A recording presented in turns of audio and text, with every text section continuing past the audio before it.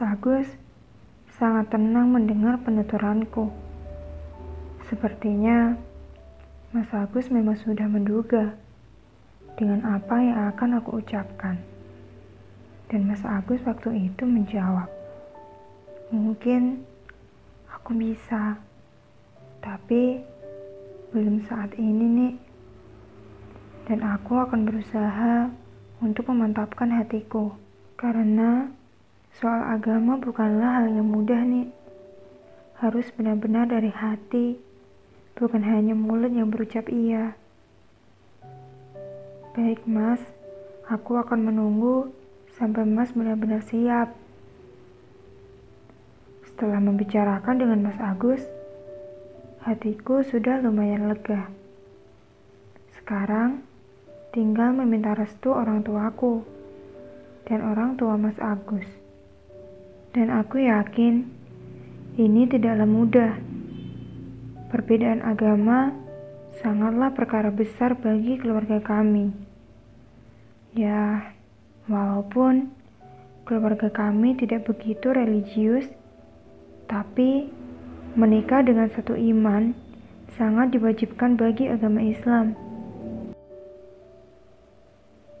Hari Sabtu, aku pulang ke rumah dengan tekad yang sangat luar biasa untuk menceritakan semuanya kepada kedua orang tuaku.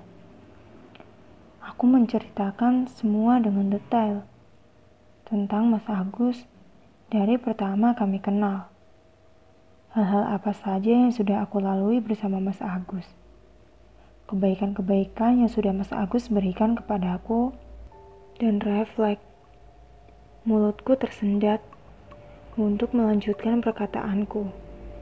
Seperti tak sanggup hendak mengatakan status agama Mas Agus. Tetapi Mas Agus beragama Katolik. Dengan mulutku terbata-bata, dengan suara sedikit parau, karena menahan air mata supaya tidak jatuh di depan kedua orang tuaku. Kedua orang tuaku terbelalak kaget, dan seperti dugaanku sebelumnya, mereka menentang keras hubungan kami. Dan akhirnya tangisku pecah di depan mereka. Aku terisak, dan disinilah aku baru pertama kalinya merasakan hal yang tidak mampu kuucapkan dengan kata-kata. Ya Allah, seberat inikah rintangan yang harus kami lalui? Suasana hening lama mencekam. Mungkin hanya isakanku yang terdengar saat itu. Namun, akhirnya ayahku membuka suara. "Jika Agus memang benar-benar mencintaimu, suruh sesegera mungkin Agus untuk datang menemuiku. Jika Agus tidak sanggup, sudah, putus saja, jangan dilanjutkan hubungan kalian." Aku hanya bisa menjawab, "Baik ayah." Aku menginap di rumah hanya 1 malam. Minggu sore, aku langsung on the way lagi ke Semarang. Karena Senin pagi harus bekerja. Minggu malam, aku langsung mengajak Mas Agus untuk bertemu, tanpa mempedulikan rasa pusing di kepalaku. Karena habis mabuk kendaraan. Aku menceritakan semuanya kepada Mas Agus. Dan alhamdulillah, Mas Agus sangat bersedia untuk bertemu dengan orang tuaku. Waktu itu, ketika Idul Adha tahun 2016, Mas Agus datang ke rumah bersamaku untuk menemui orang tuaku. Aku melihat raut wajah Mas Agus sangatlah tenang. Tidak seperti halnya aku yang serba gelisah sejak perjalanan dari Semarang. Doa tiada putusnya aku ucapkan di dalam hatiku. Ya Allah, semoga dilancarkan semuanya. Amin.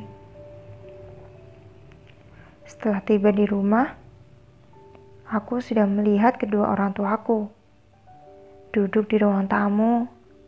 Sepertinya memang menunggu kami. Ibuku membuatkan minum untuk Mas Agus.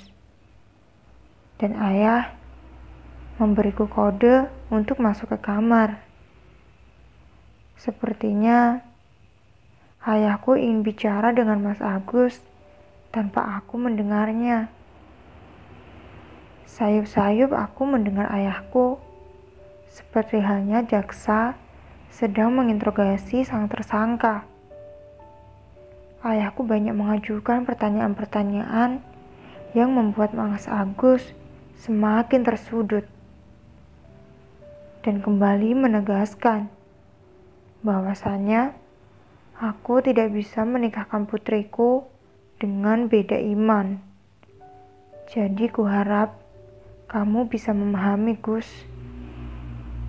Kecuali kamu bersedia menjadi mu'alaf. Walaupun berat untuk merestui kalian, tetapi aku akan mengusahakan untuk sebisa mungkin memberikan restu. Sayup-sayup, aku juga mendengar Mas Agus menjawab dengan tenang. Walaupun sebenarnya aku tahu dia pasti sangat tertekan saat ini. Dia pasti sangat berat untuk meninggalkan agamanya. Mas Agus menjawab, "Saya siap menjadi mu'alaf, Pak. Tapi mohon maaf, saya minta waktu. Saya butuh waktu untuk memantapkan hati saya. Karena perkara agama bukanlah perkara kecil. Tapi saya akan berusaha sesegera mungkin." Dan sepertinya ayahku memahami ucapan Mas Agus dan mengakhiri obrolan mereka.